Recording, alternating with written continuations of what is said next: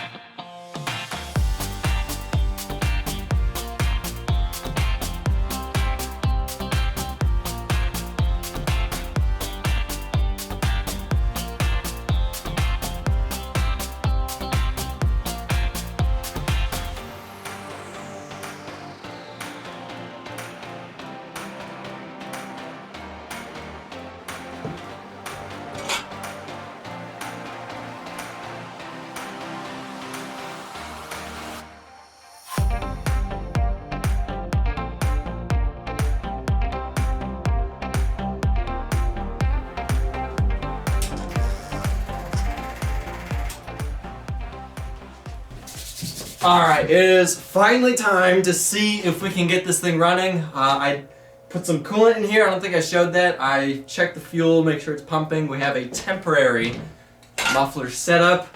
I've been charging the battery. Let's see if this thing will fire up. Fingers crossed. I'm a little nervous. I don't know why, but you know, let's just try it.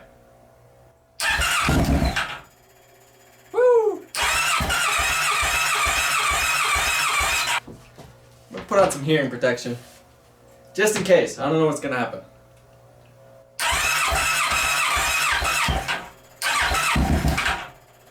Come on! Come on!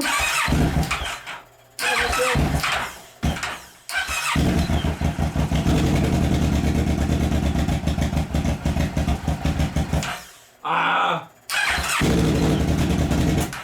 Woo!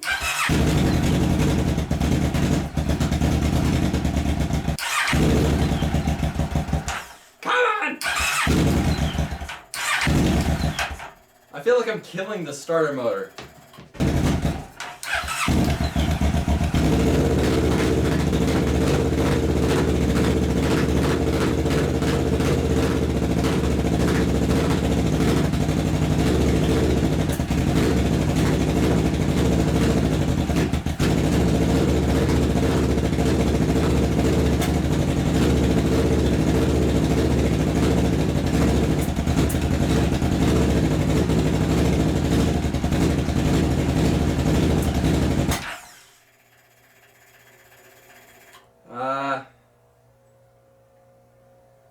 It's running, but not that great.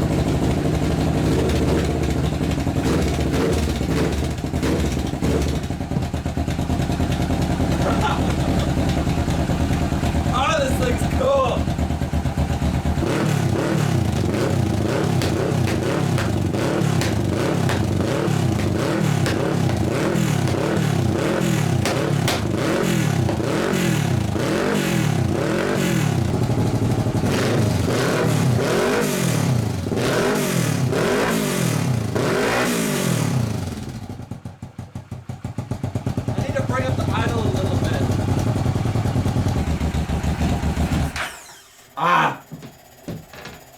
It works!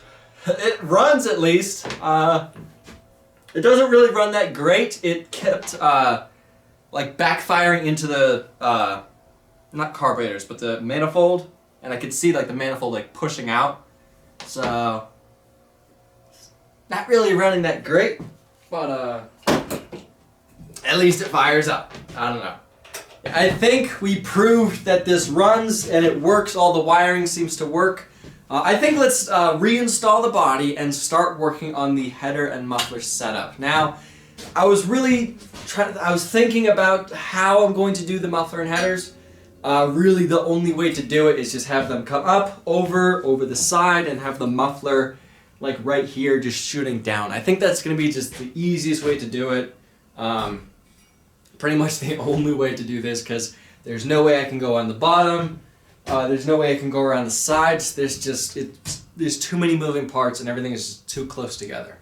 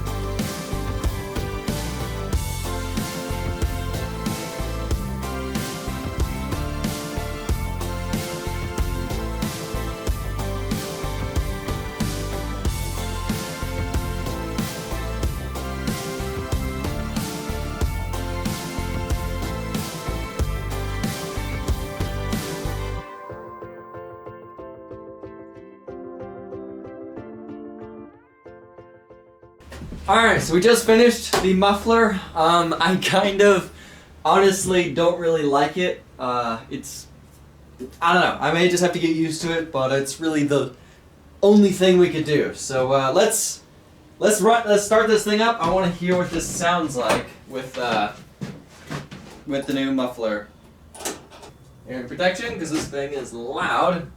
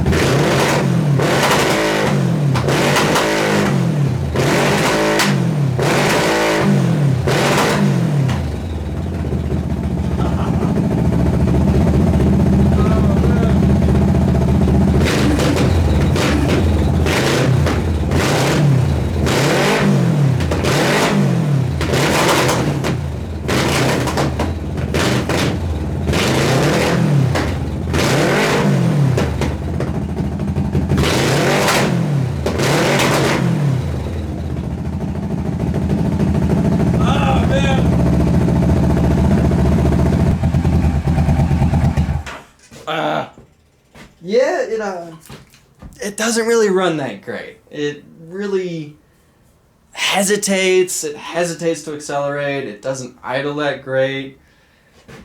You know, and this just may be because, you know, pod filters, almost open exhaust. So I may just need to tune this thing a little bit, but it runs, it works, and it spits some flames a little bit. Let's get a close-up of that.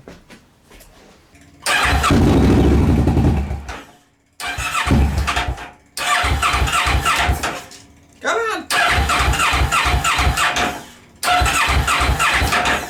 Uh-oh.